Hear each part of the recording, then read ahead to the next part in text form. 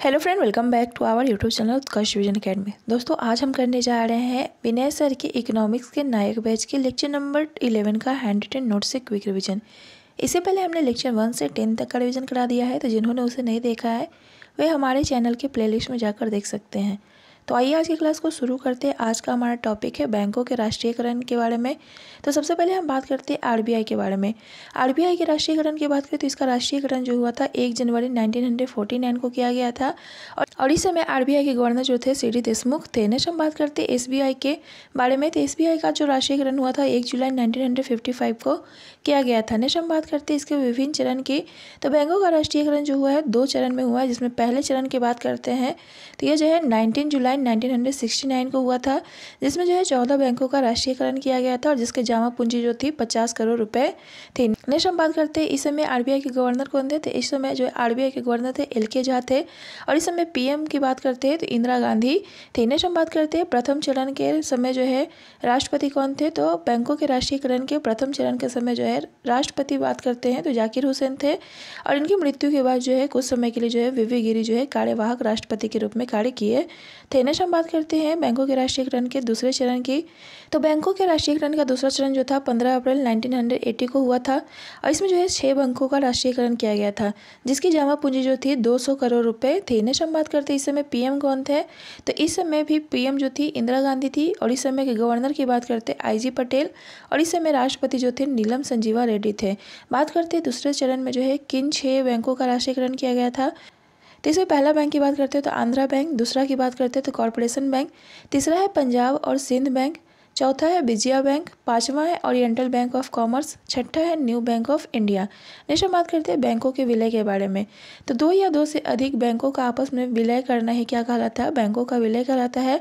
और इसका कारण क्या होता है बैंकों का विलय का, तो बैंकों के जो परिचालन लागत है उसको कम करना ही इसका मुख्य उद्देश्य होता है।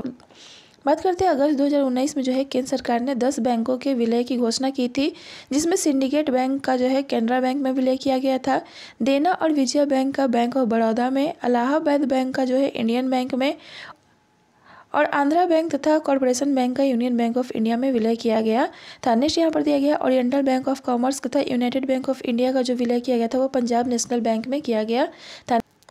नेक्स्ट हम बात करते हैं राष्ट्रीयकृत या फिर सार्वजनिक बैंक के बारे में। तो वैसा बैंक जिसमें सरकार की जो है 51% से ज़्यादा हिस्सेदारी होती है उस बैंक को राष्ट्रीयकृत बैंक या फिर सार्वजनिक बैंक कहते हैं।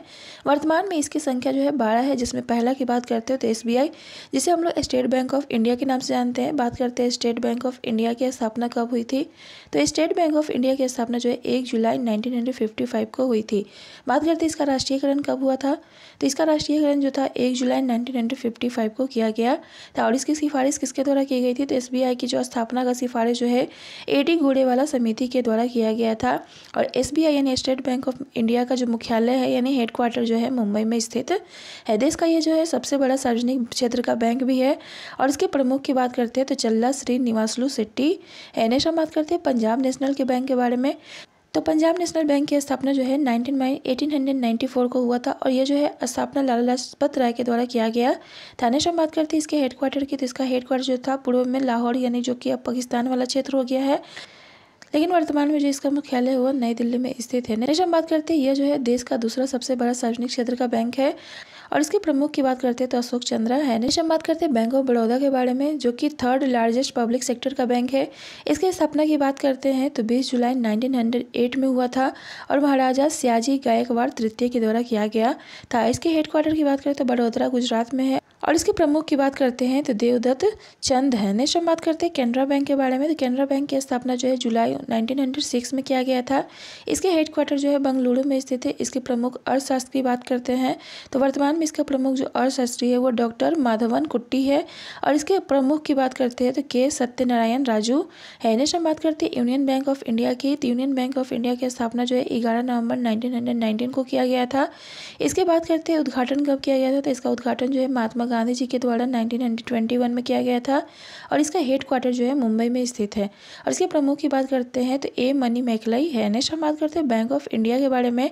तो बैंक ऑफ इंडिया की स्थापना जो है सितंबर 1906 में हुआ था और इसका हेडक्वार्टर जो है मुंबई में स्थित है। इसके प्रमुख की बात करते हैं तो रजनीश कर्नाटक है। नेक्स्ट हम बात करते हैं इंडियन बैंक के बारे में। तो इंडियन बैंक की स्थापना जो है 1907 को हुआ था और इंडियन बैंक का जो हेडक्वार्टर है वो जो है चेन्नई में स्थित है और इसके प्रमुख की बात करते हैं तो विनोद कुमार है। नेक्स्ट हम बात करते हैं आगे सेंट्रल बैंक ऑफ इंडिया के बारे में।